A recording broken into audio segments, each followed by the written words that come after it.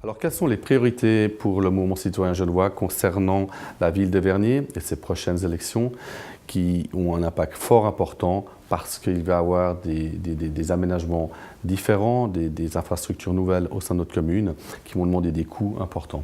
Pour le mouvement citoyen genevois, notre priorité, c'est clairement redonner du pouvoir d'achat aux habitantes et habitants, augmenter ce pouvoir d'achat. Et comment on fait pour augmenter le pouvoir d'achat aux habitantes et habitants? C'est de créer bien naturellement des richesses, c'est créer des emplois, donc faire venir des entreprises à valeur hautement ajoutée qui sont créatrices d'emplois. Bien naturellement pour nous, c'est extrêmement important d'avoir cette priorité des résidents, donc résidents d'abord, les autres après, et ça c'est clairement pour nous quelque chose qui est important. Il y a aussi une autre priorité qui est importante pour le mouvement citoyen genevois, c'est l'activité sportive. On constate aujourd'hui et depuis certaines années que le sport est le parent pauvre en politique communale et on a clairement besoin d'augmenter ces activités-là, ces infrastructures sportives qui sont pauvres, notamment reprendre les projets que j'avais lancés lorsque j'étais magistrat, c'est-à-dire le centre sportif de Crotoulou et bien naturellement la salle Omnisport de Vernier Village.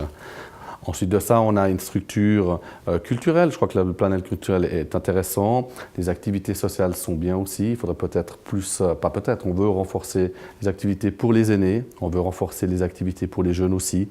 Et ça va être clairement des sujets qui vont être pris dans notre campagne électorale.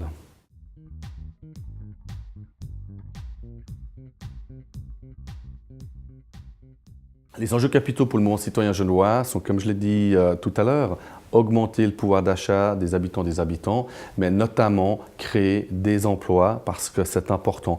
On a vu qu'on va avoir un réaménagement considérable dans la ville de Vernier avec différents projets immobiliers, mais pas seulement. Il faut aussi qu'on prenne compte de garder ces espaces, des espaces pour accueillir des entreprises, mais on doit aussi garder des espaces verts. On a besoin à Vernier de garder ces espaces verts, notamment avec les zones villas.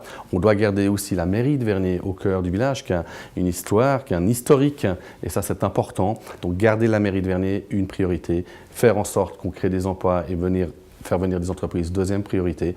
Troisième priorité, faire en sorte que les villas puissent être conservées et qu'elles aient une vraie valeur ajoutée parce qu'on a réellement besoin de ces poumons verts vu les infrastructures qui vont être créées.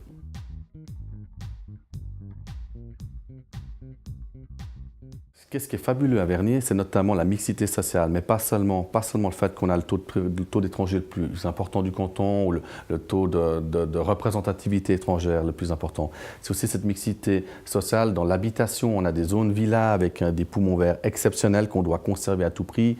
On a cette mixité grâce aussi aux cités qu'on a à Vernier. Et l'un et l'autre font un joli melting pot qui fait que les habitants sont heureux de vivre ensemble.